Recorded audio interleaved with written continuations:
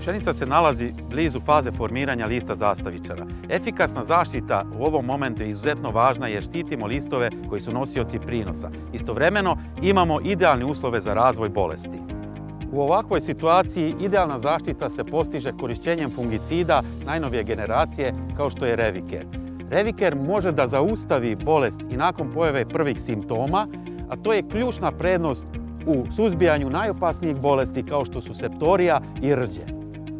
Ako sljedeći tretman planirate tek u fazi cvetanja, podsjećamo da Reviker možete koristiti i tad. Na taj način čuvamo prinos jer sprečavamo razvoj fuzarijuma, a i dalje štitimo listove. Dakle, sad je moment za provereno, snažno i sigurno rješenje. Pravi izbor je Reviker. Budite u toku s aktualnim dešavanjima na terenu, zapratite naš YouTube kanal, a mi se vidimo u sljedećoj Agropatroli.